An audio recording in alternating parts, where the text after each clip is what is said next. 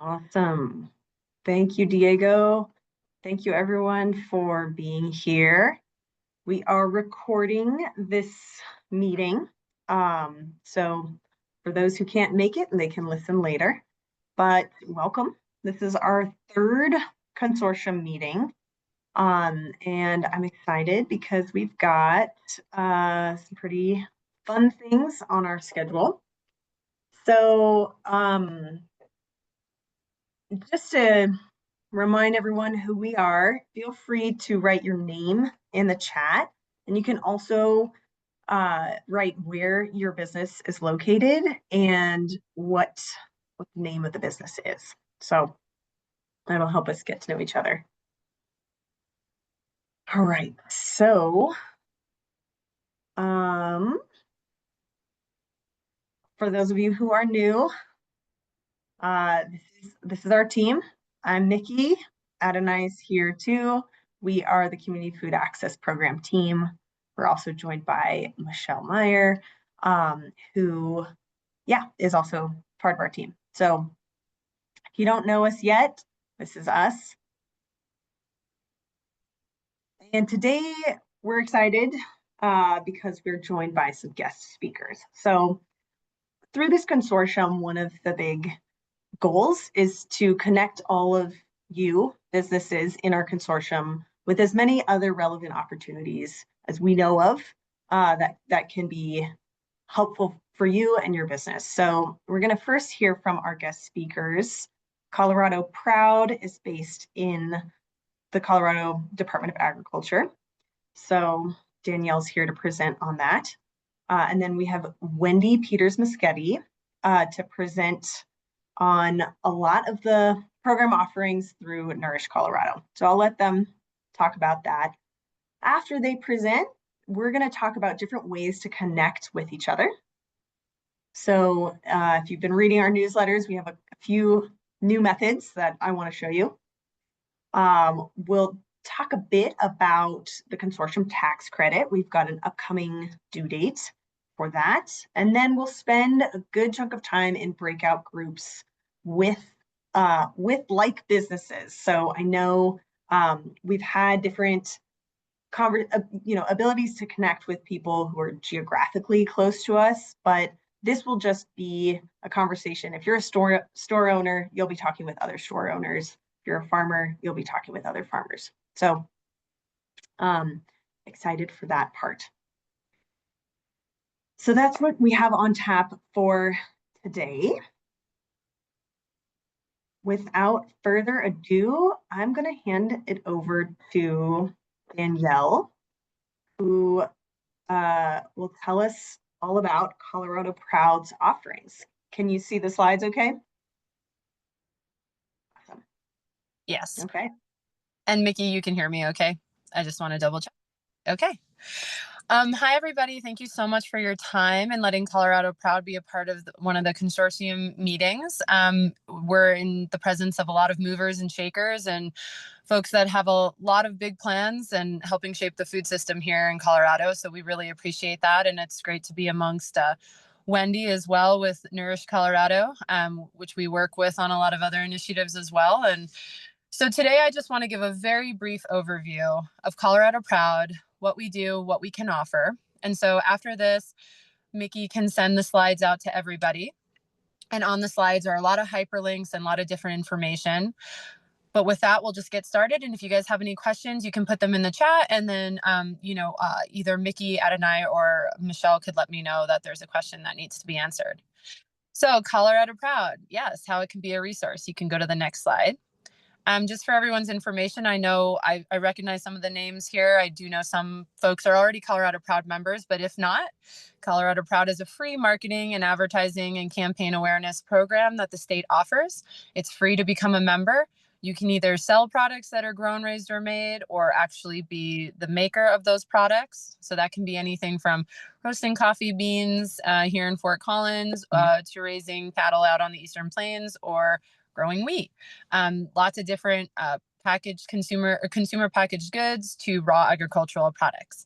What we do at Colorado Proud, it's our mission to help you make new connections, consider new market pathways, We engage in a lot of market research to share out with our members and anyone who signed up for the newsletter. And then we do a lot of campaign awareness for folks to shop local and look for those stores that also support local. And then we are always here to help whichever way we can. If you reach out to myself or my coworker, Barb, we're happy to make connections however we can. Next slide, please. All right, so the Colorado Proud newsletter is a great place where you can find lots of information, whether it's grants, opportunities for B2B connections, anything, any new news within the industries that we touch. And we like to share that out every month. And if you have something that you'd like us to share that would benefit our members or stakeholders, we're happy to share that for you anytime you'd like. The newsletter goes out on the first or second Tuesday of every month.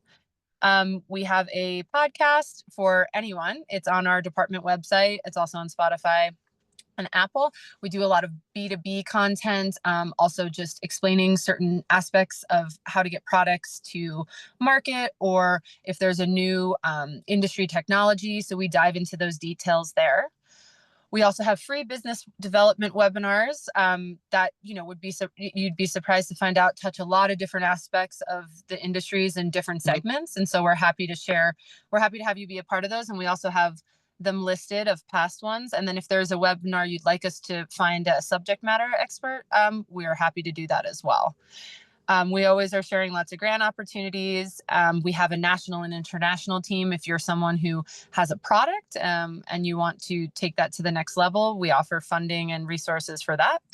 And then we always encourage everyone, which I'm sure Mickey has in the past, that signing up for those department news releases is really important. It's the fastest way to get information. Next slide, please.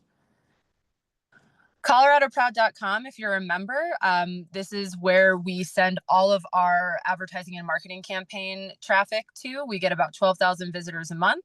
It's also a great place to find vendors. Oh, oops. And no, it's okay. And it's our consumer-facing website for folks to get connected with local Colorado products. If you are a member, we just make sure that all the links are correct, because that's where a lot of consumers, retailers, other B2B opportunities are going to look for certain vendors. Next slide, please. If you work with a vendor or you're also selling products, this is a great website that's managed by CDPHE, CSU Extension, and ourselves. And this basically explains how any kind of food product needs to get to market from raw stage to ready to serve. It has all the licensure, what you need, rules and regulations. And then if you inquire about a question on that website, you will get an answer within 24 hours. So it's a really great resource for either yourself or your vendors.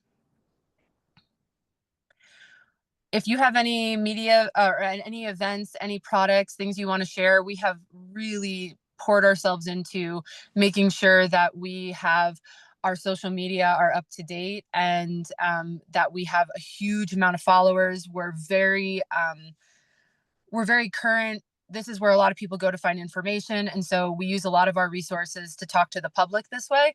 We're happy to share anything, but it's also just another great resource that we use to make sure consumers are shopping locally and looking for those events and stores that can meet their needs. If you have anything you'd like to share, you can see the email there, and our team is happy to share that for you. And this is something we've done in the past. We can also do at stores, retail levels. We have micro influencers, which may sound kind of silly to some people, but it is a great way to talk to Gen Z and a little bit of the younger millennials. And we do lots of different events with micro influencers and help, promote products or stores or events. And so if that's something that you're interested in, you can certainly reach out to myself or Barb, and we can see if we can get the team to be there. We kind of went over this a little bit already, but we've got lots of podcasts and webinars, lots of great information. And actually, I think Nourish Colorado still shares one of the farm to school podcast we did, which is a great, it's a great market pathway that a lot of folks don't think about. And so it's just that kind of information that gives you a pretty good step-by-step guide on how to do what you need to do. And there's so many episodes. We're in our 4th season of the podcast and the webinars. We've been doing about 1 to 2 a month. So there's quite a big archive of things that, you might already need, you might already have, we have recorded that you can utilize. Okay, the logo usage is one of the most important things because that is what we are constantly telling consumers and retailers is important. Look for the logo. That's how you know it's Colorado proud, grown, raised, or made in the state. Whether you're supporting that or you're actually creating those products, we really encourage everybody to use the logo. So even if you're a retailer, having that in the window or on the end cap or in a certain area that has local products in it is great. It not only helps spread awareness, but it gives your consumer or your customer something to look for. And we're doing, we do about $95,000 worth of advertising for this awareness of the logo. And we do it in multiple different segments, online, digital. We do pre-roll, TV, radio. And so it's just a really useful logo to have around so that folks can recognize what they're looking at. And it's free to use. So we would love that. And we also have a completely Spanish one, which is amazing because we asked our, Spanish speaking constituents and they let us know that this is what it would translate to in the correct way. And so we just came out with that. If you are a member or whether you're using it, we do have a digital resource guide, which gives you the logo use guidelines and then all the different types of logos because they come in a variety of different shapes and colors. Next slide, please. Every year we do market research. We do a consumer survey. And so this year we did it at a time of year that is off from normally just because of the election the past year. So we knew a lot of people were having fatigue. So we shifted a little bit, which kind of hurt our results. But ultimately, consumers are looking for the logo. And any market research we do, we have in a really nice report that could help members and constituents and stakeholders to find out information about the way folks are shopping and what they're looking for and what's important to them. Next slide, please. We do a public attitude survey about agriculture and food every 5 years. And so again, you can see here that, the method of getting information is mainly from product labels and signage. And so it's just really a point we drive home to our members, but anyone who's selling local products, that it's really important to utilize that signage or logo information, letting people know that they're shopping locally. And just one more fun fact here, and I'm just squinting in because I'm on my phone here. At the end of the day, what's working for us, even in this crazy time, is that people still want to support their local economies and the things that are within their state and supporting those local businesses and families. And so again, this is a great time to really just make sure you're driving that message home because that's always been important to Coloradoans. And that's some of the research we do here. Oh, you can go ahead. Because I'm at 10 minutes, so I'll quickly get through this because I'm keeping time. Business development is Barb. She's our specialist. She's happy to jump on a call anytime, one-on-one, whether you're a member or not. The goal is we're a public servant and at Colorado POW, we'd love to help you however we can. And then the COBAC directory is just a really extensive directory that we're working on, and we'll have it digitally where you can search by location. We're working on that right now. That's one of the upgrades we're working on, but we do have the list available. If a vendor or person who's making something, if they need to use a co-packer, we have those resources available, and we're happy to help you find a co-packer if you need. So, yeah, and I think the last couple slides, just because I would like Wendy to be able to have enough time too, is that all of these slides, which will be available, they'll have links to all the different all the different programs that Markets has to offer. You never know if a grant will pop up and be able to help you. We have climate smart initiatives. And so there's just a lot of things people don't consider in their business model. And that's where we hope to fill the gaps for you. So we have a lot of industry links on here, a lot of different connections. And so I think that, when this gets sent out, if you guys have any questions about it, we'd love to answer your questions. And again, I really appreciate your time, and Colorado Proud is always here to help. You never know, we might know someone you need. And we just really like to spread the word of, we want to ensure people are using local products, keeping local food options in schools and all different types of, industry segments. And we just are happy to support local. Amazing, Danielle. Thank you so much. Yeah, a huge resource. Colorado Proud is a huge resource. Um, we'll share this slide deck so you guys all have access to all the many things Danielle spelled out.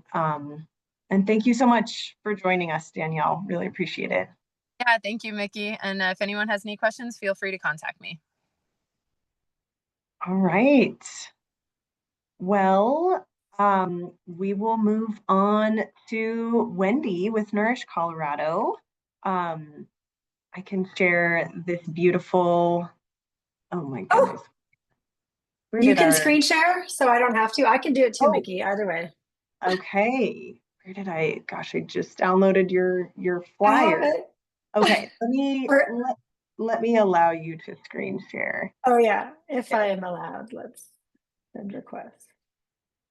So Okay. hi everyone. While we're doing that, hi, I'm Wendy Peters Muschetti. Good morning. Um, I don't have an amazing PowerPoint presentation. That was so cool. Uh, I just learned a lot about Colorado Proud and how people can be influencers at markets. That's so cool. But I do have a little handout that you should have received already that I'm going to walk through a little bit. And also, just so you have it, I will chat in my email right now. So there's my email. So let me see if I can. Looks like I can screen share. Thank you. So before I do that, whoops, I'm trying to screen share and I don't want to yet. So before I screen share, while I can see y'all, I just wanted to check in a little bit and see. I want to get a sense of how many of y'all know Nourish Colorado and like who we are and what we do. So I'm the executive director at Nourish Colorado. I see my coworker Laurel on the line here as a consortium participant and a farmer, but also a Nourish coworker. So just if you could do like a thumbs up or raise your hand, how many of you like know who we are at Nourish Colorado? More than like heard our name, but kind of like know what we do kind of thing. If you could thumbs up. Okay, and those thumbs go away so fast, but I'm seeing a lot of thumbs. Was that a thumbs down? Awesome. Okay, so I didn't see 100% of thumbs and a few no's. Okay, great. Thank you. Just helps me know kind of how deep to dive in here. So before I screen share, just a couple of quick things about who we are. We are a statewide organization. We are a 501c3 nonprofit.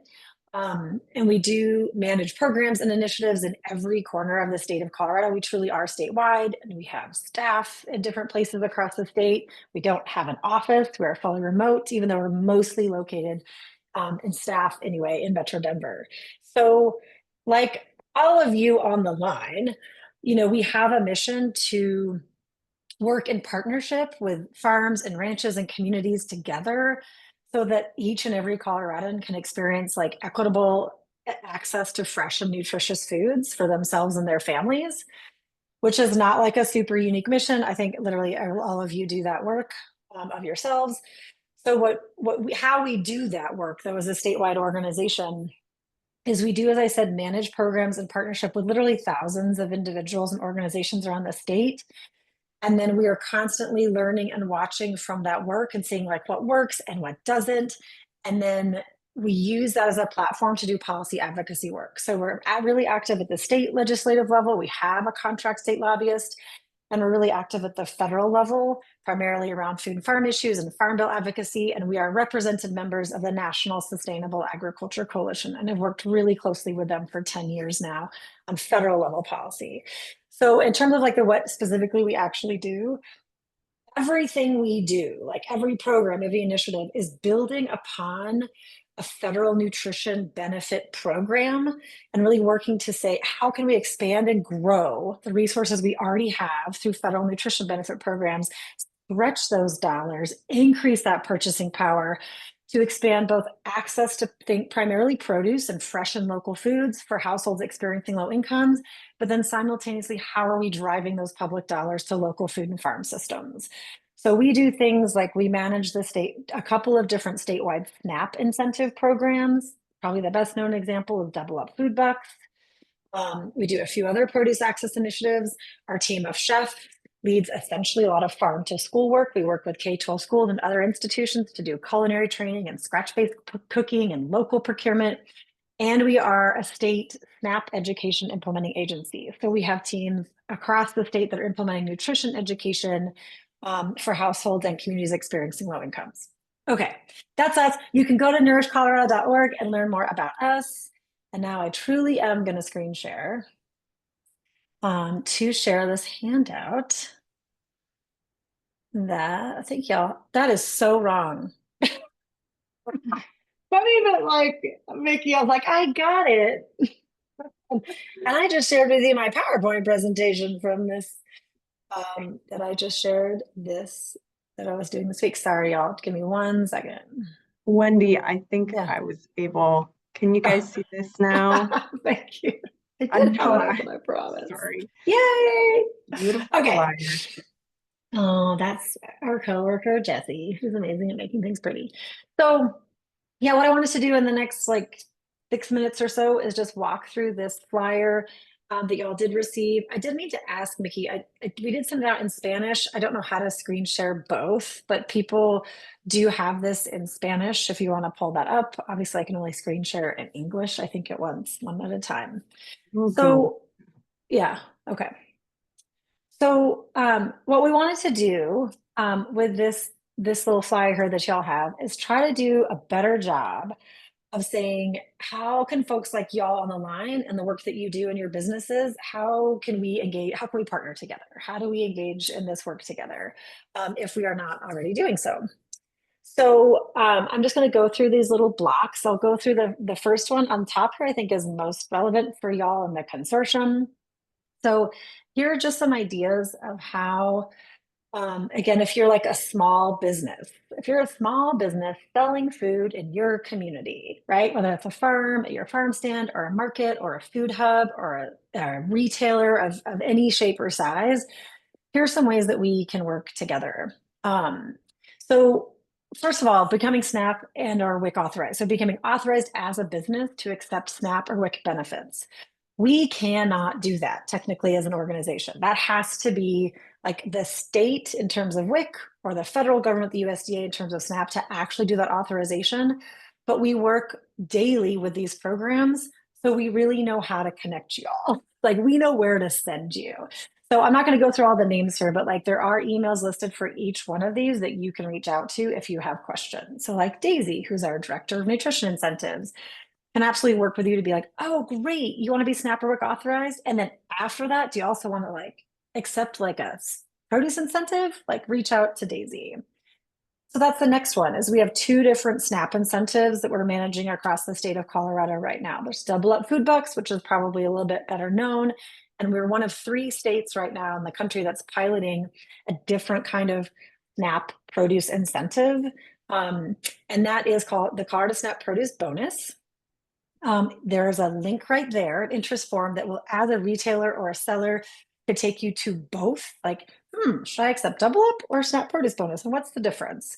So SNAP Produce Bonus, the big difference is it is extra cash for purchasing produce for SNAP recipients, SNAP shoppers, but the extra incentive that you earn by buying produce goes right back onto your SNAP EBT card. There's no receipts, there's no vouchers, there's no coupons. You just buy produce, you earn dollar for how much produce you buy, and that extra dollars go back on your EBT card.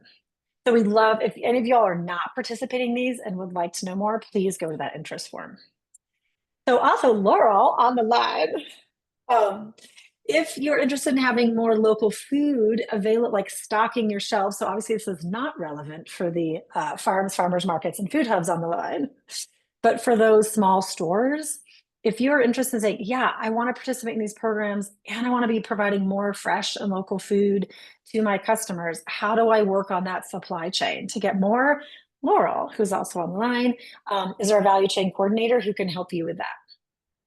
If you are mostly for, this is more for like producers and food hubs, but if you're interested in selling more to those institutional markets like schools, hospitals, elder care, you can reach out to our coworker Bradley, who's on our healthy food in institutions team. And she is like that kind of value chain coordinator for institutional buyers. If we also have a whole nutrition education team. So if you're interested in having like cooking demonstrations, nutrition education sessions, like at your market, tours of your market, how to shop at your market on a budget, having cooking demos with what's in season for shoppers, particularly shopping on a limited budget, you can email our coworker who's on the nutrition education team. And then lastly, in this one, if you're interested in elevating your story, you guys are so powerful, like as small businesses, as our farmers, as our retailers, your voice is so strong and so powerful and so important, probably now more than ever, to tell your story of like what is hurting your business, what's elevating your business, what's working for you. We love to partner with you all to really work with you to elevate your story and what's important about it. And that you would go to me for. And then I'm going to skip this middle one. And I'm going to finish, and then Amir, and I see your hand. I'm going to skip this middle one because this is really for like, hey, are you a school food service director? How do you want to buy local? Which I don't think is the audience. So just the last one there, are you a community member? So just want to flag, there's lots of ways we can work together just because you're an interested, passionate resident. So a couple of things is I did mention we do some of that policy work. We do have weekly action alerts called Rooted in Action that you can sign up for. It's mostly focused on federal action right now about what we can do collectively to support food and farm systems. You can get those weekly from us. Once a month, we come together in person through the Food Bill Action Team. You can also email me if you want to like join those conversations. We just talk about what's going on at the state and federal level, like right now, real time. We have a that call today. If you'd like to just yourself participate in a nutrition education class, like there's a link here. If you or someone you know is a SNAP shopper and you yourself want to participate and double up or Colorado SNAP produce bonus, like come to these websites, find out more. And then also if you just want to support more farm to school programs in your own community, we have a really great independent website about how to bring together community members, schools, and farmers. That I flew through that. So many things. And I see there's a couple of questions. So I see Erica typed in, how can we help our elderly customers on a limited budget not getting food assistance with these types of programs? Erica, I really feel like you should email me and I'd love to talk to you. That Food Bill Action Team call I mentioned this afternoon, we're actually doing we're kind of checking in on some of our farm bill priorities, even though there is no farm bill. And one of the we've been working really hard on for years is the Senior Farmers Market Nutrition Program, which we don't have in the state of Colorado, but we're very determined to make it better and bring it here. So that's one thing. I'd love to talk to you more about that one program.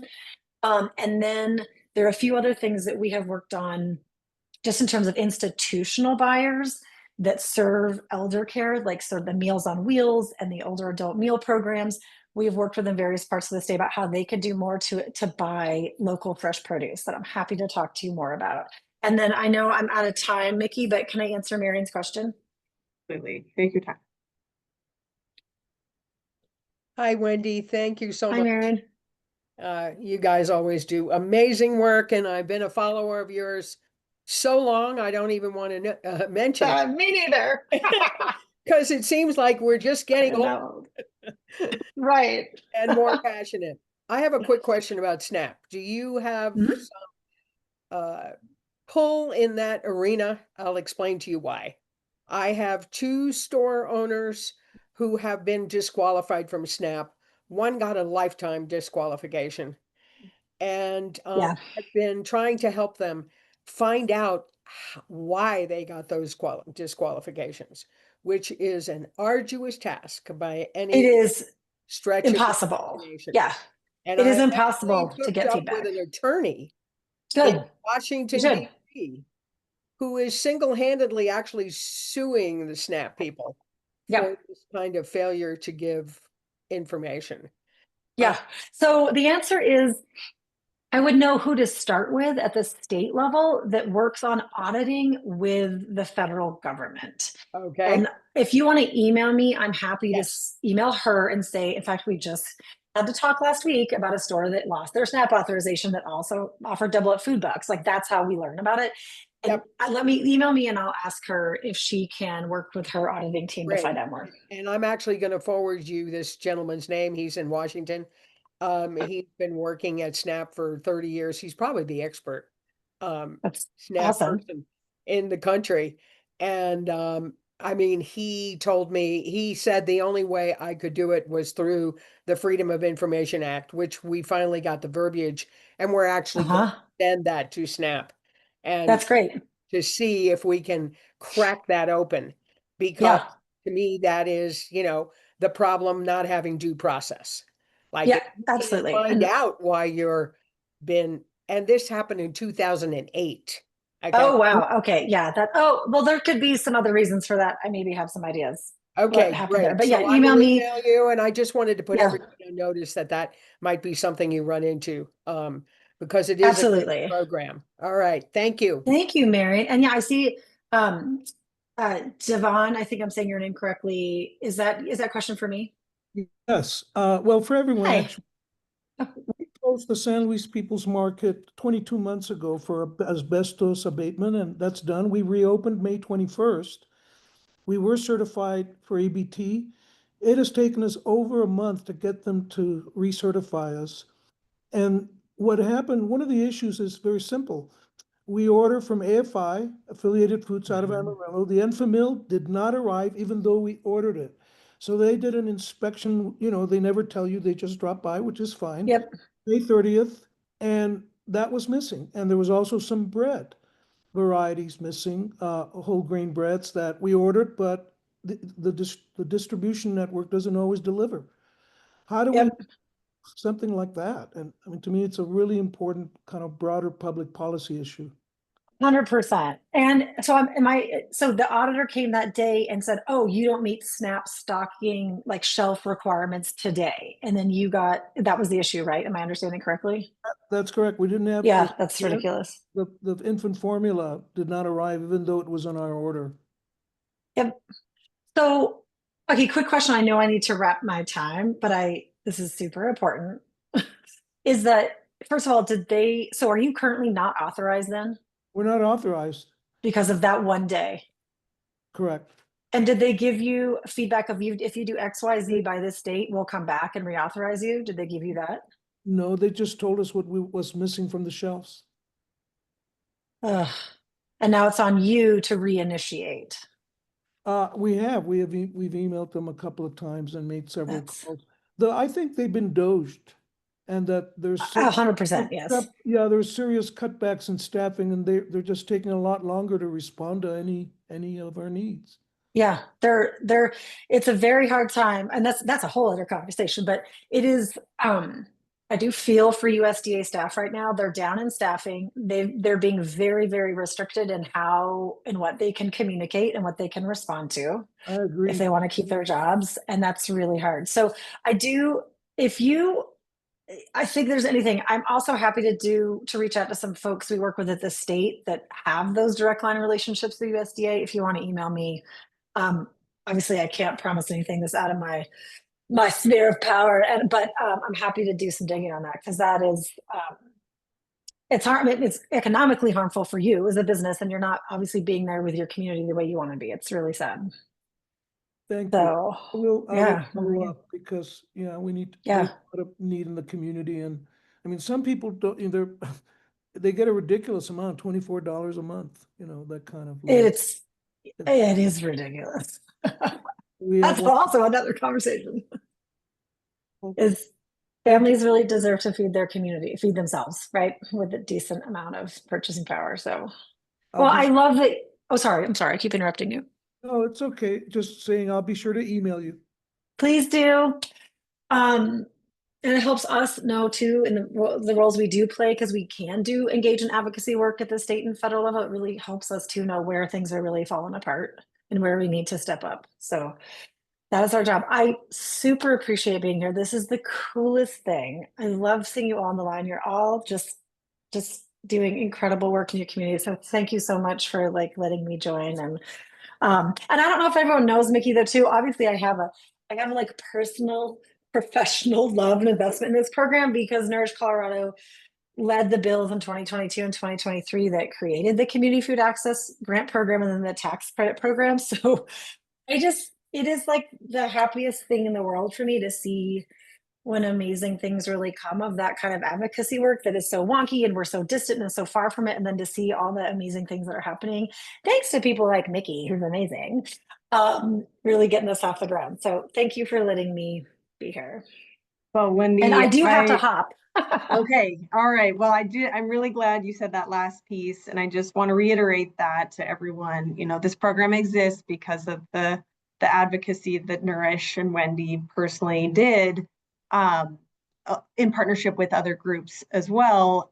So yeah, we really have a lot to thank Wendy for. And Marian, I'm so glad you brought up that conversation about the challenges working with the SNAP office. Wendy, just, you know, we do hear that even before Doge was a thing, we were hearing about challenges that people had, whether they're a farm stand, or, you know, a store, in actually knowing what to do next if they were declined. So, Yeah.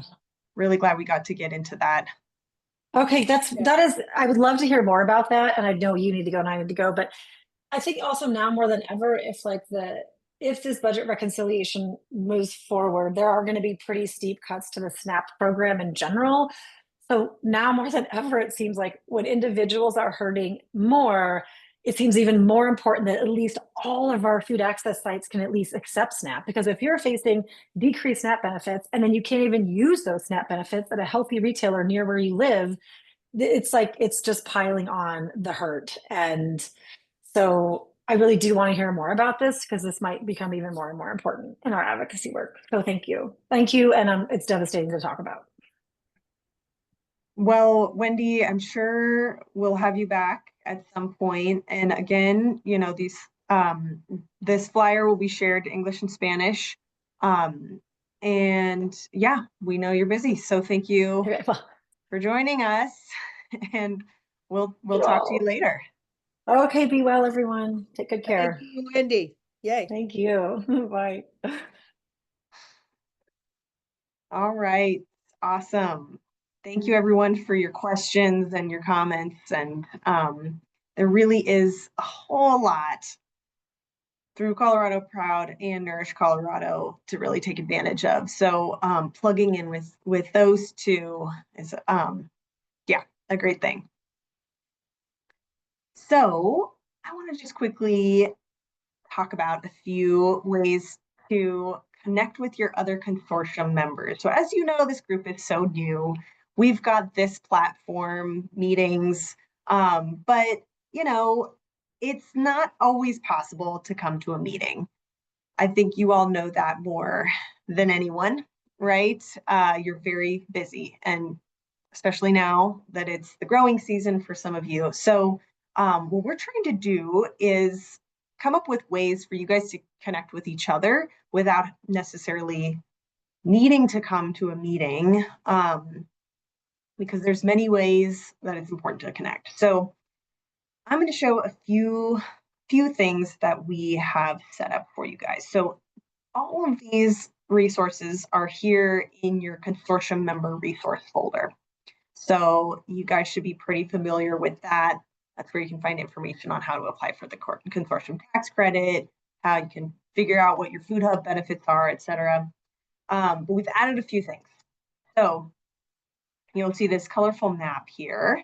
If you go in there and click on the link, you'll see a map of the state with pins that showcase each. Oh, look, Erica just picked on you. Each of the businesses who are in the consortium are listed here. So there could be a lot of benefit to just sort of poking around and seeing, oh, who are my neighbors here in this consortium?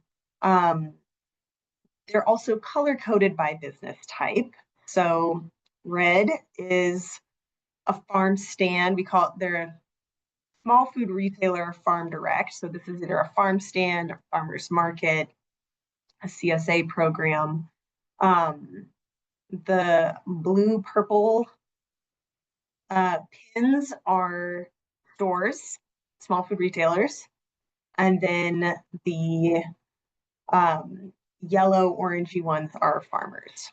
So feel free to peruse that and learn about who else is in this consortium. And we think that you'll have more ideas than we do for how you can benefit from connecting with your neighbors and other businesses in the consortium to address some of these challenges. So please check out that map. We also initiated a Google group. Oh, Marion, did you have a question about the map? Yes, I do. I Yes. have been pretty good, pretty successful in getting some of my Hispanic stores to become members of the consortium, and I've even taken them down there and met Roberto, he knows, and that's all worked very well. But I'd love to get my farmers much more involved. How can I get them to join, or can they join? Because for a while there were restrictions on who could become a member. Um, I don't think there's any harm in just membership if it's Yeah, not more work for you just to have more members. yeah, I want to encourage them to join, and I want to send out a mass email to do that. So can you tell me how to best go about that?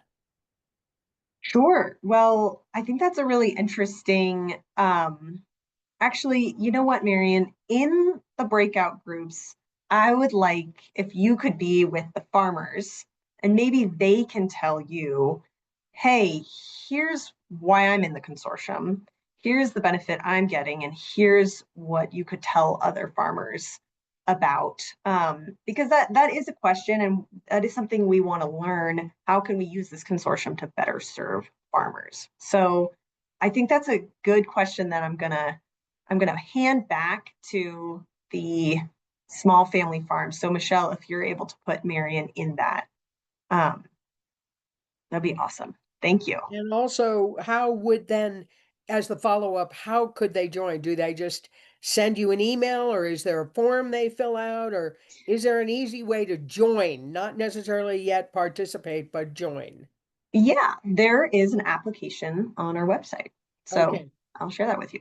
Yeah, Okay. Thank you. If you could put thanks. that in the chat, the link, I can go from there. Thank you. Cool. Thanks, Marion. All right. So now I would love to chat about our Google group. So we're all learning about Google groups together. I'm not a Google group expert, but after previous meetings, we were hearing that, you guys should be able to communicate with each other. So the way the Google group works is you can send a message that everyone in the consortium will read. So this is kind of articulated more. We have a little folder now for the Google group. We have this set of instructions on how to use the Google group, a link to the homepage, some ideas about what you might like to say in this Google group. So if you're a store, maybe you want to know how to find products. Maybe there's a farmer in the consortium who has that. And you can kind of pair this with looking around on the map to see if is there a farmer nearby who maybe has a product that I want, my customers want, and I want to message everyone about that. So if you're a farmer and you have a bumper crop and you want to get rid of it, could be a good place to do that.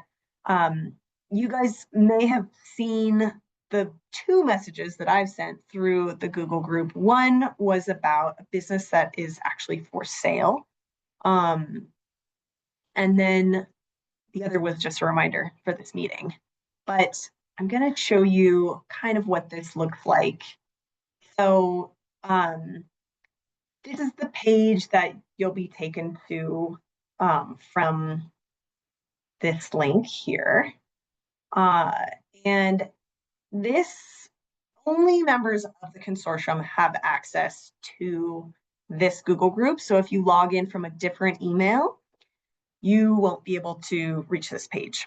So, and the way this works is pretty simple. So in this page, you can see what other messages have been sent.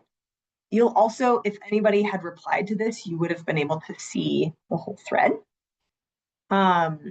And then if you want to write an email that goes to every member of the consortium, you simply click new conversation and type out your message and post it. So it's hopefully a really good tool for you guys to communicate with the whole group and with each other. You could send out a message and then reply to everyone and keep a discussion going for everyone to read. Or if someone replies and you just want to take that conversation between the two of you, you can do that as well. So, questions about the Google group, Marian? I just have a quick question because I do get the messages, like I got the message last time that you sent through the group. But Mhm. when I open your message, it always says you are not a member. So my question is, how does Grow Your Own Meal become a member of the consortium so I don't run into that problem? I think you might be referring to a constant contact. So we've got this, which is kind of this Google group is more of like an email platform which you can Yes. reply. No, I But use it all the time. It's a great tool. yeah, I think Marian, let's talk one-on-one about that because I Okay, think, thank you. yeah. All right. So yeah, don't be shy to use the Google group. It is moderated, so do note that, you can't just say anything in the world. We are gonna, review that the content is appropriate, but hopefully this is a good way to, yeah, take your questions or immediate challenges that you want to bring to the group, yeah, out of your mind and into the world. Okay. One more thing, I wanted to mention that we have a new platform for our consortium member survey. So a lot of you have taken this survey before. We wanted to adapt it so that if you've taken it before, you can take it again and again.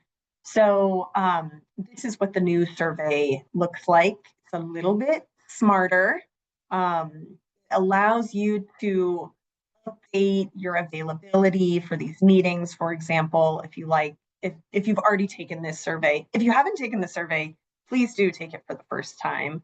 But yeah, we're checking these forms submissions that come in, and we are using this as an understanding of what you guys want to know in meetings, how you guys want to, yeah, what sort of topics you guys want to tackle and what you want CDA to take on. So please keep your feedback for the consortium coming through, through this survey or through the Google group or through just a private email to me, Adonai, Michelle, etc. So questions about this survey?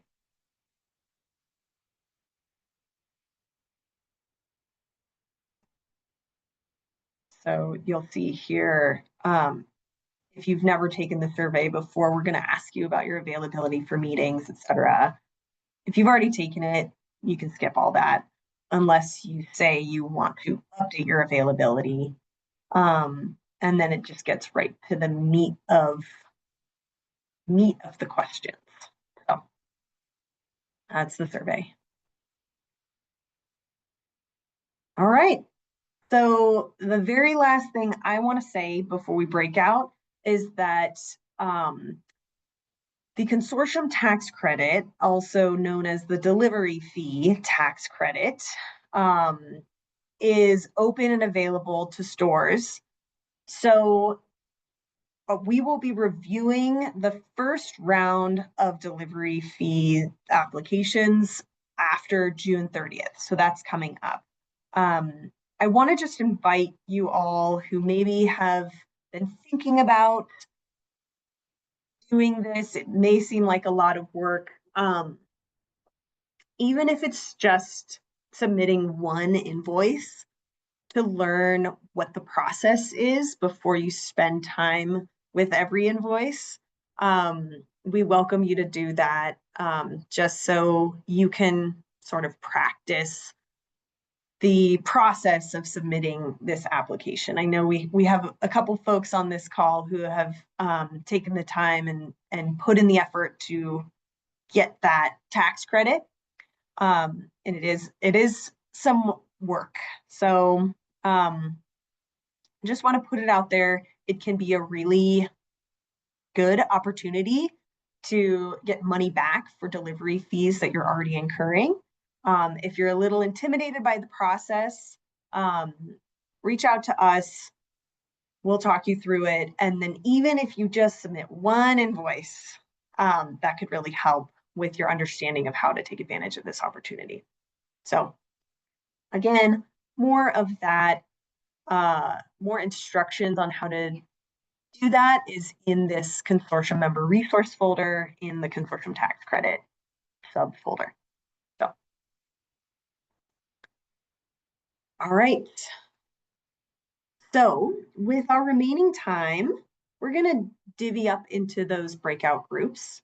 And this is a really open time to talk about anything you guys want to, but a couple prompts to get you going is, what's a challenge that you're navigating right now that's related to these consortium goals that you'd like to discuss with other businesses like yours? And then 2, has this consortium helped your business at all yet? And if so, how? If not, what ideas do you have for a group like this to support you? Taylor. Hi, before we go into breakout groups, can I share the invite? Absolutely. I'm so sorry. Oh, no. I wanted to extend an invite to those of you who may be in the Hardy Provisions service area, or even if you're not, if you want to come down. I'm going to put we're going to have a hub tour for, and I'm putting this in the chat. It's going to be in July. And we just wanted to invite everyone to come see the operation, get all your questions about the hub answered, and meet our staff and everybody that is working at the hub. And so that's a great opportunity to come down and also connect with other folks who might come on the same day. It's in the chat. Thanks, Taylor. An open invitation seems like for anyone, even if you're not in Hardy's service area, although it could be a long drive. But thank you for extending that invitation. And I know that CDA folks are very keen on attending. So hopefully see you guys there. Okay, Michelle, I think we are ready to break out. Okay, Mickey, I think this should work. I wasn't able to assign myself, but Ad and I put you in the farm direct group. The groups are open, so hopefully this all happens. Okay. And if it doesn't, we'll figure it out. Maybe if I made you the host, that could help. I don't know. I said, How about that? now it says broadcast or close all rooms. Should I close them and start again? And that popped up for me. Okay. It sounds like folks are entering the rooms though. Okay. All right. I don't know how to assign myself. Can you assign me? I swear it's always something. Like I don't know how to get into the farm room myself. Okay. I just made you. Oh, I thought I made you the host. Okay, how about that? Are you able to assign yourself now?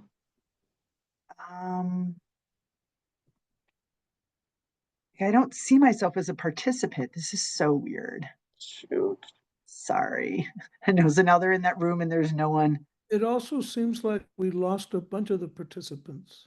Yeah, they Yeah, wouldn't I just think that I room. think it's going as it should, with Except everyone for I going into can't. breakout rooms. And everybody here looks like a retailer.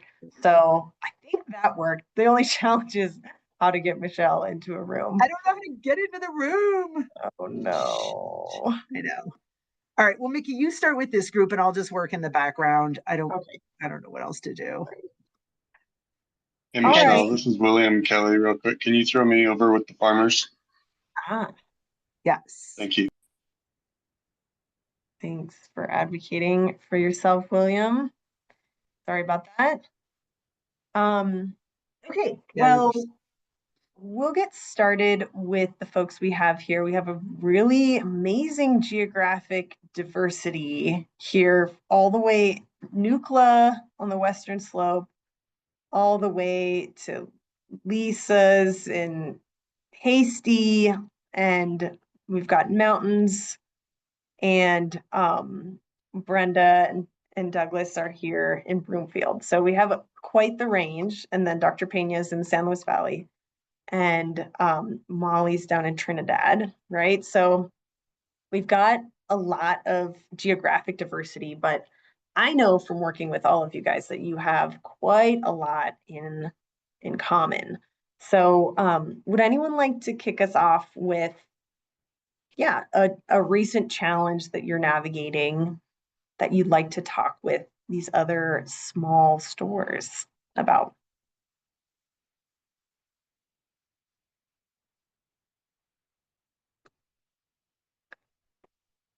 I have some ideas if you guys go ahead, Lisa. Okay, produce, okay? That is my number one thing I'd like to have in the store. I feel is important to have in the store. The problem is I'm not a big store. I don't have a lot of customer base, and actually hearing about the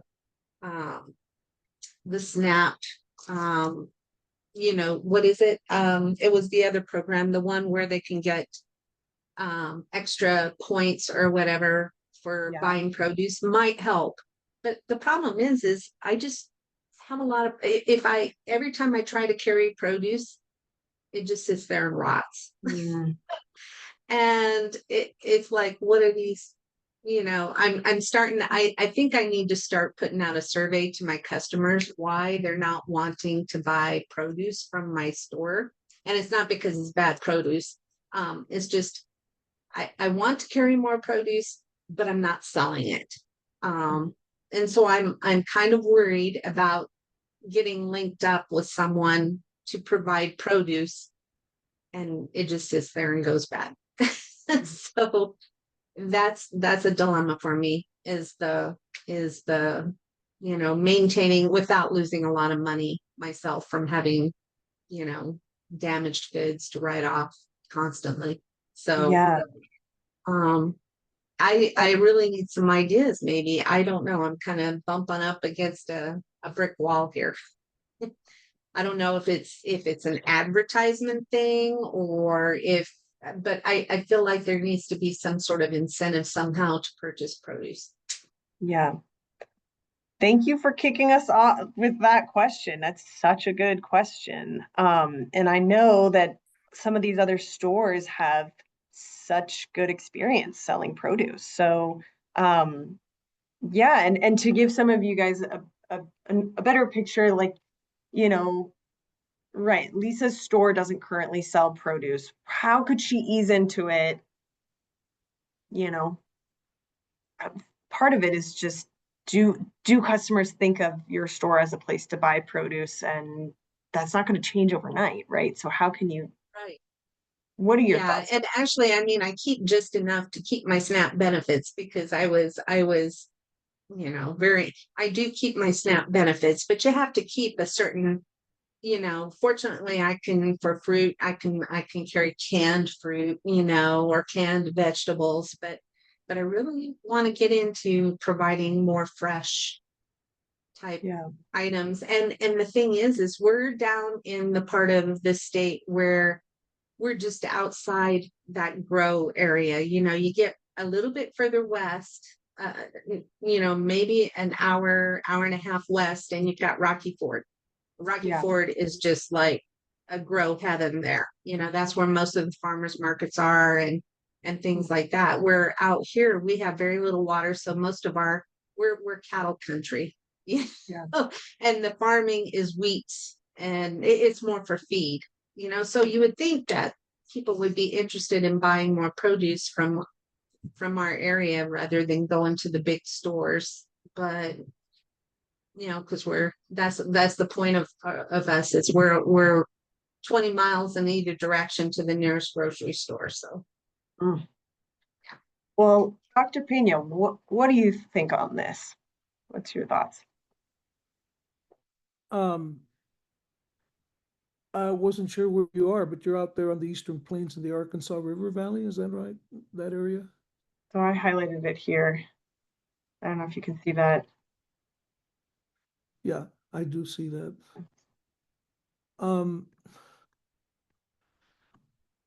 What we do, we're in San Luis, and our customer base isn't that large either. We have a population of about 680, but we serve the whole county because we're the only grocery store in the entire county, and people have to drive 100 Devin, miles. Yeah.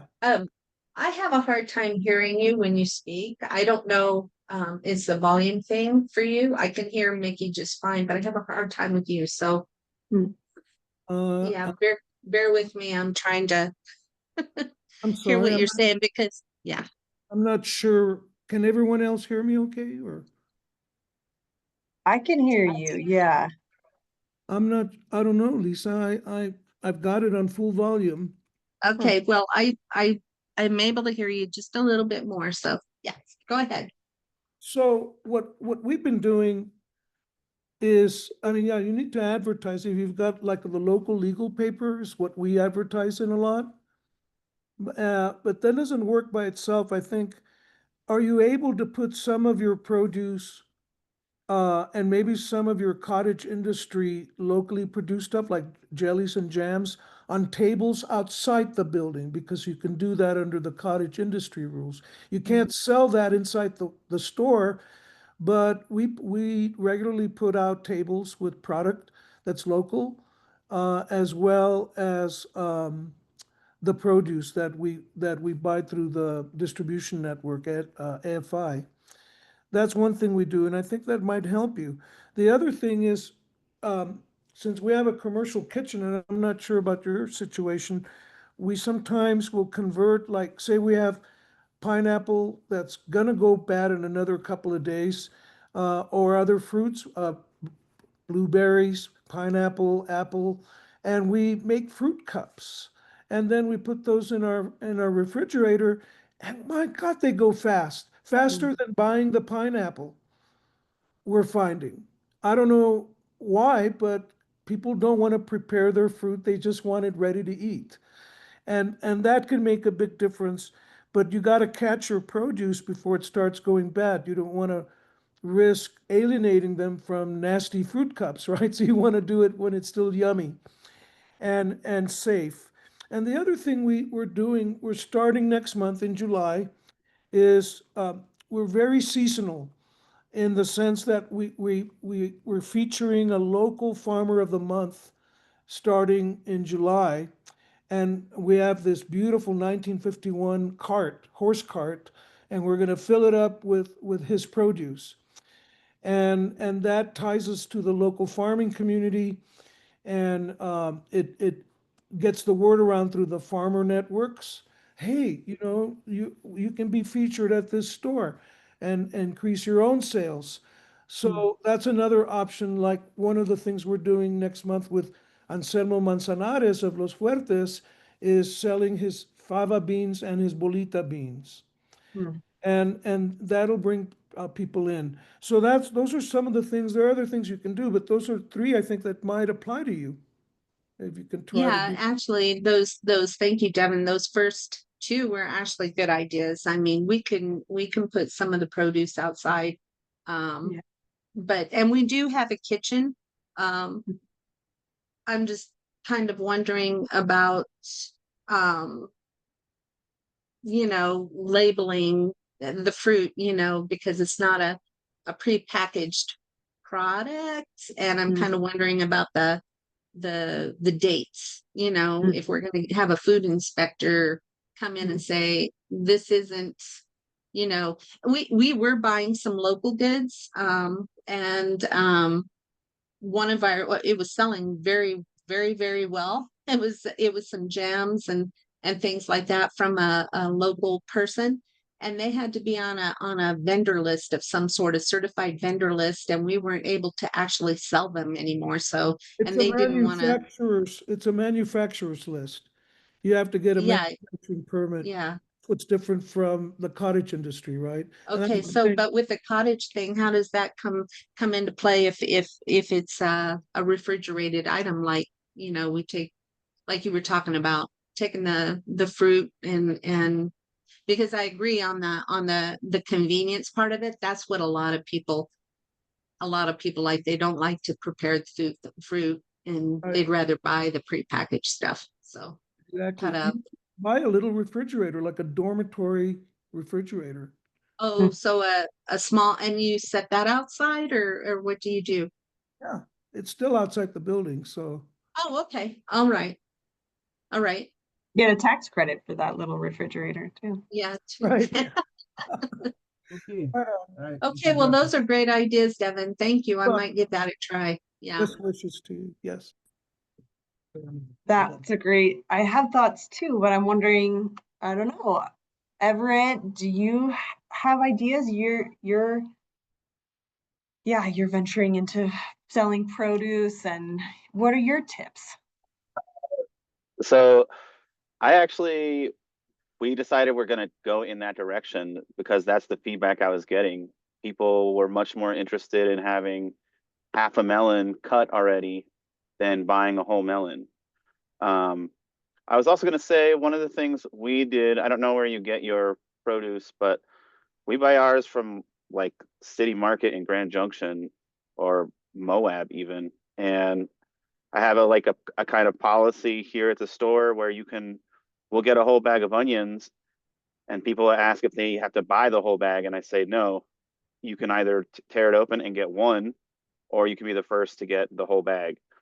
And that's working out. And it gives me an idea of who really wants whole bags versus who just wants a single onion. Same thing with our tomatoes. We have like 4 packs of tomatoes, but a lot of people just want to buy one.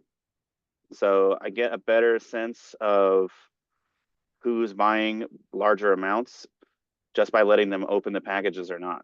And they'll just ask me. So that's one strategy we had. But I was gonna say, yeah, we're actually going to make like yogurt parfaits and sandwich wraps and things like that specifically so that we can carry the produce and not have the waste. So we're starting that up in earnest this summer and in the fall. And I guess I was going to report back on that, but it sounds like I feel like it's a good idea. So it sounds like from Dr. Pena, it is a really good idea. That's the direction we're going to. So I don't know. I guess I endorse it. Something like that. Yeah. Can I make a comment on that? Yeah, please. Yeah. This is Douglas from Tennessee, Chihuahua, Brooklyn. So I got a few things that we did here in the store when we took over the store. They really were not selling any produce. And also we've been working on that literally almost 3 years to increase our produce sales. So it's really hard because of the nature of the product. They're really short on the life. Another problem is how much you sell and what's your customer base. Yeah. So the first thing that I will recommend is to really check your refrigeration systems. That really make a huge difference on maintaining produce. That could be walking cooler or the case where you display your product. Because that's what we did for the grant. We literally update our walking cooler. Because we have it, but it was not the temperature was not. I wouldn't say it was bad, but it was not consistent. Yeah. And then the case where I was putting the product, it was the same thing. It was really old case, and it was cooling, but not efficiently, I would say.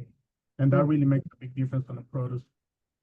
The other thing is like, I would say you should start with the basic products for your basis of customers. Now, what I'm saying is just see what they will buy the most. Let's start with that.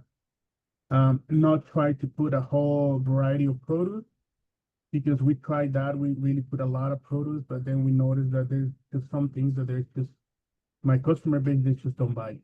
You know what I'm saying? And it's not that it's bad, it's just the customers don't buy the stuff. So then you start seeing what you really need, and then you just focus on that. Another thing was the amounts, how much you're probably needing. And when you buy produce, it's a big thing because a lot of cases are big. And like 40 pounds of one product, and sometimes you may not sell it in a week or something. That's a big thing. Another thing is that we notice is the consistency. Like, if you wanna eventually get able to sell it, you gotta just maintain for some period of time until people start picking up that they know that they find specific product on your store.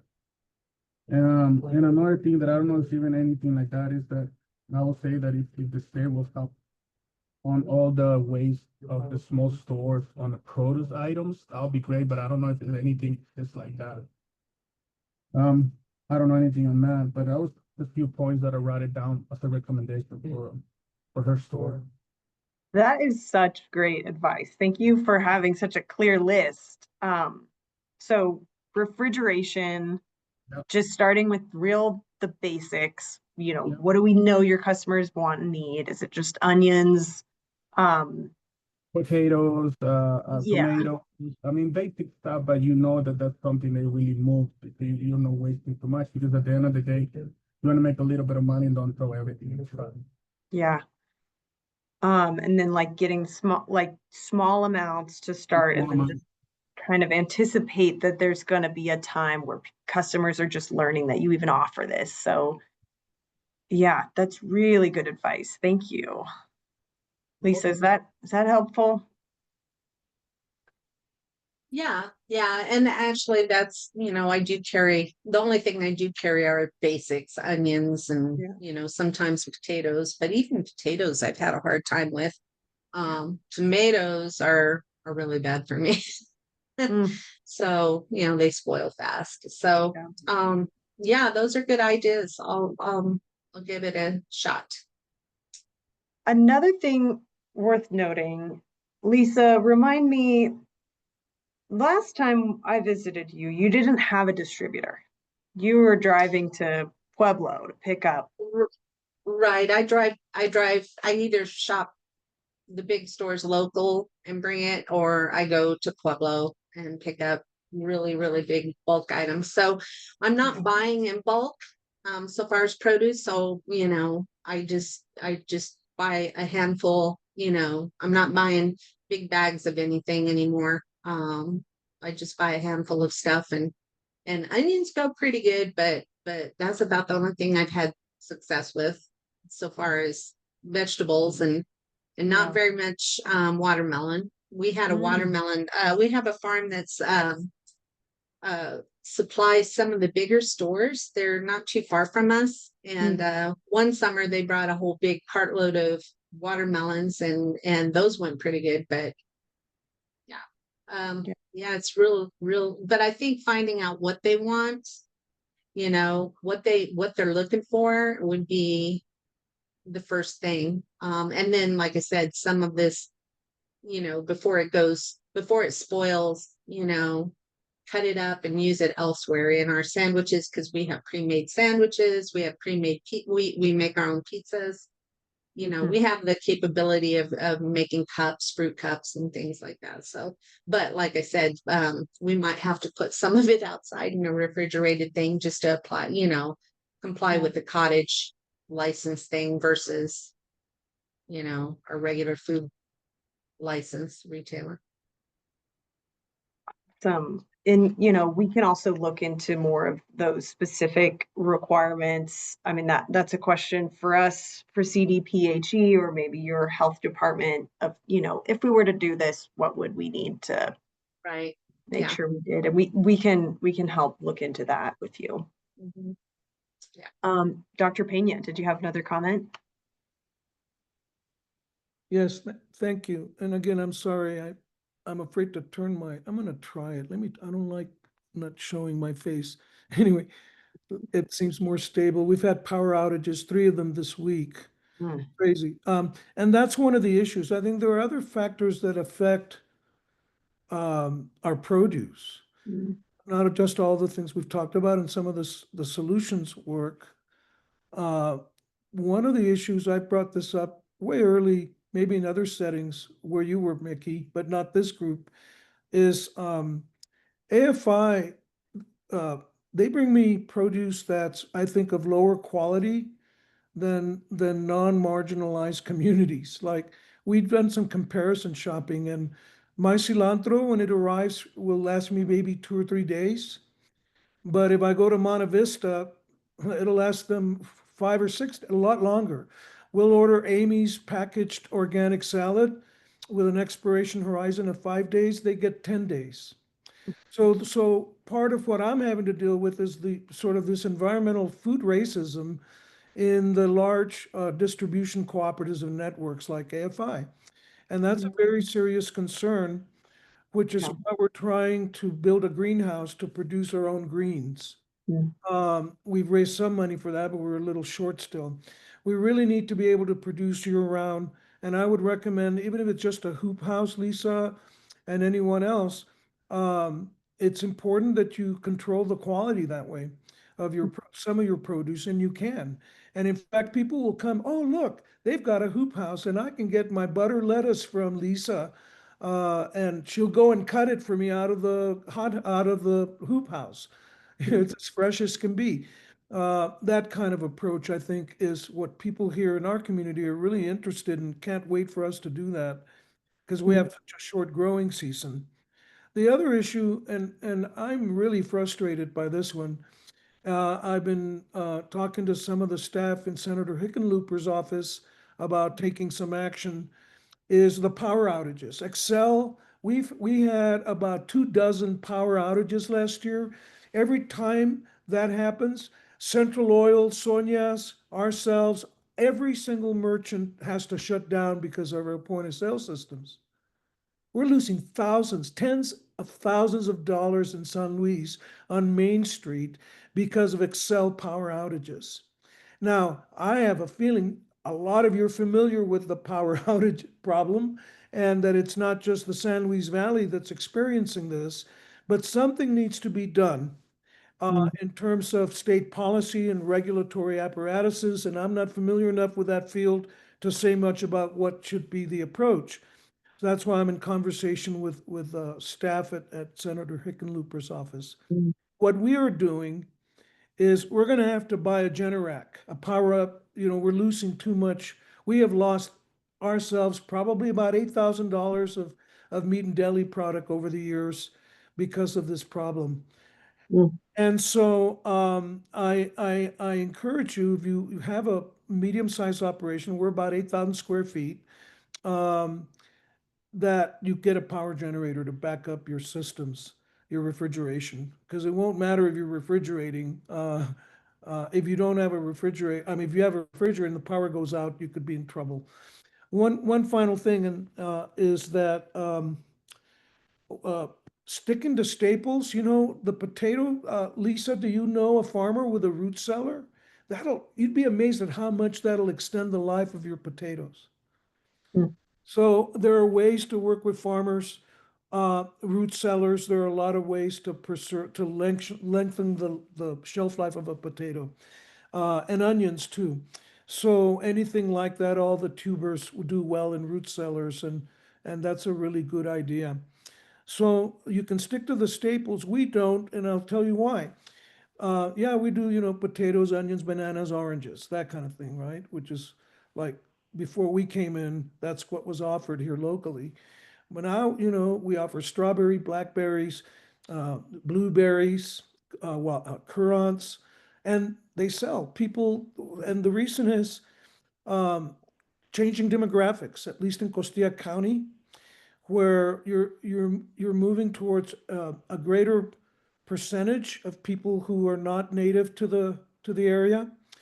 And a lot of them come because they have second home amenities, or what they call an amenity second home. Mm. And they have money and they want to shop with us.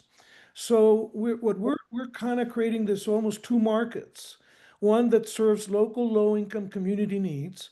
And the first thing we do is we ask people locally, what do you want? And what they tell us, whatever's on the WIC and SNAP list. That was actually the first thing we ordered to reopen. Mm. Went through the lists. And although they didn't deliver the infant formula and so on, but that's another story. Mm. But the change in demographics means that we're lucky that in the sense that like United Foods, UNFI, United Natural Foods, um, AFI has a list called KHE, and KHE is like UNFI, and it offers specialty items like Yancey Hatch Chile cheese. People want that, but you won't find that in the AFI list. You have to go to the KHE list. So that kind of illustrates for me that I'll have both regular cheddar cheese for people who are used to using that, and it's a low, and we'll offer three different levels of that. We'll have the sort of food club version of cheddar cheese. We'll have the organic version of cheddar cheese, and then we'll have the KHE version. So that allows us to sort of address the changing demographics of our community because there is a growing percentage of people who are not native who have more money than local people do. And so knowing your changing demographics might sound like a bizarre idea, but if you're going to market to the whole community rather than just part of it, that you really have to understand this part of it. Who's coming into your area? Who are they? Are they second homeowners or are they moving there and retiring? You know, all of that is an important way of getting to know your customers and have conversations with them. I'm not saying go out and do a big study, but there should be US Census data that'll give you a fairly clear picture. And in fact, there's several resources. I'll try to share them with Mickey so that she can get them, or I'll post them to the Google groups once I figure out how to use that because it's not letting me in. Anyway, so that's my basic recommendation on Well, Sid. thank you. I just want, Lisa, thank you so much for just opening up yourself to receive advice. And thank you all for chiming in and giving advice. There's a lot of expertise in this small group. I know Leanne knows all about power outages. She's getting a power generator with grant funds. I think Molly That's what oh, I have one. I actually already have one. I have to, it's not paid for, but yeah, I'm going down that road. I have to buy a transfer switch, but getting yeah. a big generator for the store because we have the same problems, and with the storms that come through here, yeah, it's a regular occurrence. If I may ask, Lisa, what kind of we're looking at Generac. Is that a good? Well, sorry to interrupt, but yeah, I have a brother who who works for Colorado Energy, and that is his job, is to service generators. And he happened to come up with a secondhand Generac from a radio station in Pueblo. So I'm getting a fairly unused, an older but fairly unused one, Generac, from from my brother. So I was actually, but I will use that. I think I can still, even though it's secondhand, it's not brand new, I can still use apply for tax credit. Can I, Mickey, on that? Oh yeah. Okay. Oh yeah. Yeah. Yeah. So that's in the works, but it's a Generac now. He would not recommend Generac. He calls that generic. but but anything's better than nothing, so far as I'm concerned. So he came up with this, someone was getting rid of one, and he's found a way for me to get one cheaper than a brand new one. So Mickey, just heads up, we're all coming back in and people should be rejoining this meeting in a few seconds. Amazing. Thank you. And welcome back, everyone. We had a really good discussion covering a lot of topics in the retailer group. I'm excited to read through the notes from the other breakout groups, and we'll compile what you guys talked about and put them in a summary email so that folks can review those. But I just want to take a minute to say thank you all for attending. Thank you for sharing your thoughts and challenges and offering advice. And I know this is a really busy time of year for a lot of you, so really appreciate you making the time to be here. And please, again, don't hesitate to reach out to us to share comments through the Google group. We really want to keep hearing what you're interested in tackling and talking about so that we can really cater this consortium to what will be helpful to you. So we'll sign off there. Thank you all so much. Really appreciate everything you're doing, and look for a follow-up email from me in the coming days. Thank you, Mickey. Thanks, Adonai. Thanks, everyone. Thanks so much. Thank you, everyone. Thank you. Have a good day, y'all. Thanks, Laurel. Bye. Thanks, everyone. Thank you, Douglas. Have a good Great day. to hear from you. Thank you. Mickey, Mm-hmm. I just wanted to stay online just to ask you that question about how I can join the consortium. So I can get in the Google group and, you know what I mean, just know what's going on. Okay, hang on just 1 minute. Let me, so Marion, unfortunately, I have to jump to an 11:30 meeting. Yeah. Can I give you a call later this Sure. Afternoon? Absolutely. Okay. Or tomorrow, anytime. Just Okay. if I could figure out how to get on there, well, you know, share that with farmers. That's my burning question right now. Yes. Okay. Thank you. Thanks, Marion. All right. Thank